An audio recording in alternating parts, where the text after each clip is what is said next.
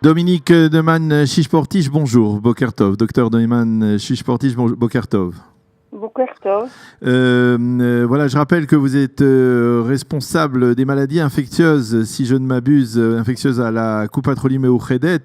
Et nous avons souhaité vous parler ce matin pour essayer de mieux comprendre ce qui se passe dans le domaine de la santé publique à travers cette épidémie de rougeole qui touche l'État d'Israël. Alors, je ne sais pas si on peut parler d'épidémie véritable. Il y a aux alentours de 1500 cas qui ont été recensés.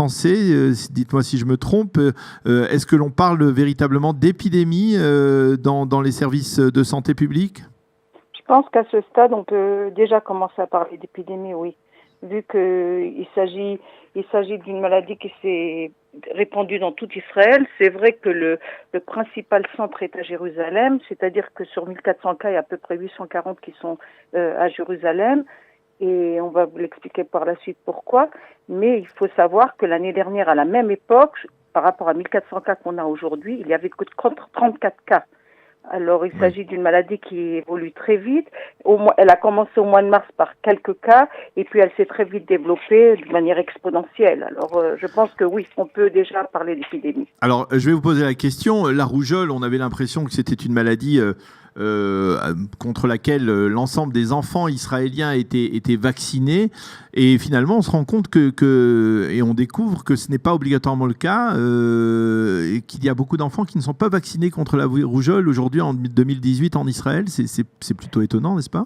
Il y a plusieurs problèmes. Il y a le problème de la vaccination des enfants et le problème de la vaccination dans le passé. Ce qui s'est passé, c'est que, premièrement, les enfants sont vaccinés qu'à l'âge de 1 an. Et en Kita Aleph, c'est-à-dire au cours préparatoire à l'âge de 6 ans. C'est sûr que ça laisse une grande fenêtre. Vous êtes vacciné qu'après 2 doses de vaccin et pas une dose de vaccin, bien qu'après une dose, vous avez un pourcentage relativement élevé de vaccination, mais pour être complètement vacciné, il faut 2 doses de vaccin.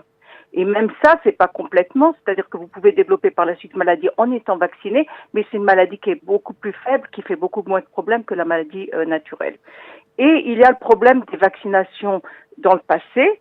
Ce qui s'est passé, c'est que jusqu'en 1957, la maladie était très répandue dans les années 40 et 50 dans toute l'Europe, y compris en France. Moi-même, comme petite fille, j'ai eu la maladie. C'est-à-dire que jusqu'en 57, il n'y avait pas de vaccin. Okay. Entre 57 et 77, le vaccin a été introduit, mais avec une seule dose. Après 77, les 2 doses ont été introduites. Ce qui fait qu'il y a le problème des fenêtres chez les petits enfants, essentiellement jusqu'à 1 an et au cours préparatoire, et il y a le problème des vaccinés partiels, qui sont les gens entre 57 et 77. Ce n'est qu'à partir de 77 que les gens ont été vaccinés comme il faut.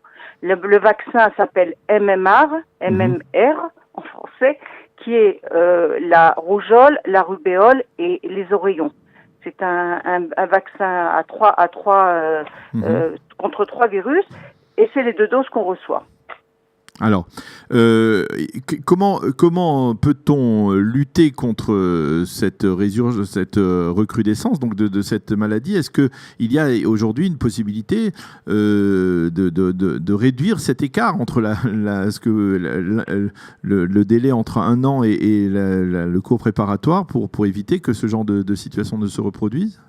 Oui, premièrement, il faut parler de ce qu'a fait le ministère de la Santé jusqu'à maintenant, ça, oui. qui n'est pas vraiment très perfectionnant, très performant, je voulais dire, oui, excusez-moi, je ne trouve plus mon français, très performant, c'est-à-dire qu'il s'engage plus à courir après les cas et à essayer de prévenir pas de prévention.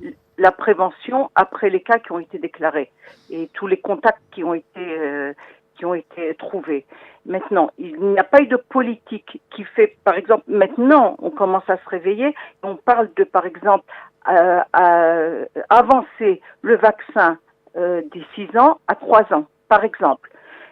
Avant 1 an, c'est un problème parce que les enfants ne savent pas bien développer les anticorps. Mais quand même, quand un bébé a été en contact entre 6 mois et 1 an, on donne le vaccin dans la mesure où on est dans les 72 heures après l'exposition. Au-delà de 72 heures, si on passe les 6 jours, jusqu'à 6 jours, on peut donner un vaccin passif qui est des immunoglobulines d'un autre malade.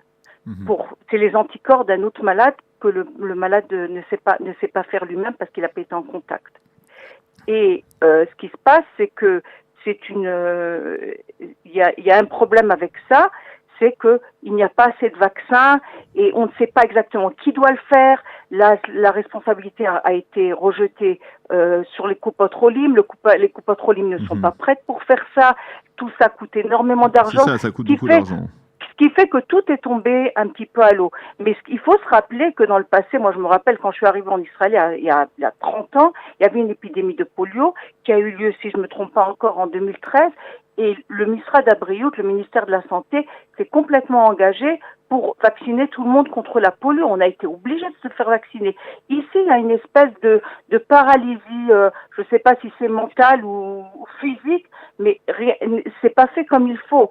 Et pour ajouter à tous ces problèmes, il faut rajouter le fait qu'il y a des populations qui refusent de vacciner les enfants.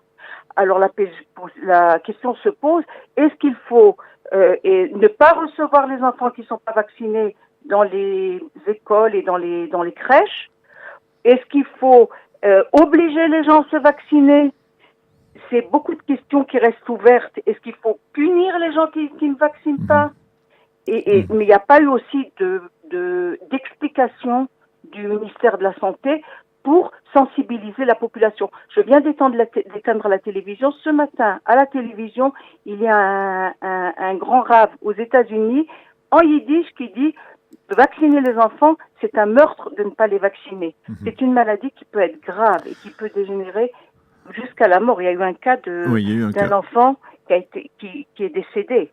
Oui, alors vous m'expliquiez tout à l'heure, vous disiez qu'effectivement il y a une concentration importante de cas à Jérusalem. Pourquoi en particulier à Jérusalem? Parce qu'il y a beaucoup de familles haridiotes, c'est-à-dire très religieuses, qui refusent de vacciner. D'où l'appel de rabbinim qui sont à la tête de populations de faire vacciner les enfants. Il y a beaucoup de cas de ce type dans les quartiers orthodoxes à Jérusalem. Oui, absolument. Quand vous allez j'ai eu un appel d'un médecin qui a paniqué, qui n'était pas sûr d'avoir eu les deux vaccins et qui était en contact, qui avait de la fièvre, etc. Et il me disait, c'est des dizaines d'enfants qui arrivent et il suffit d'un cas et après vous avez des dizaines de cas qui ont été en contact avec la maladie. Maintenant, il faut rappeler que le ministère de la Santé, quand même, préconise de faire pour les gens qui ont été vaccinés que pour une dose, par exemple, de faire la deuxième dose s'ils voyagent en Europe. Et pour compliquer encore tout ce qui se passe, c'est qu'il y a des cas de maladies qui sont importées par ce qu'on appelle la médecine de tourisme. C'est-à-dire qu'il y a beaucoup de gens qui viennent de Roumanie, d'Ukraine, qui viennent se faire soigner chez nous dans les transplantations, etc. Et ils ont beaucoup plus de maladies.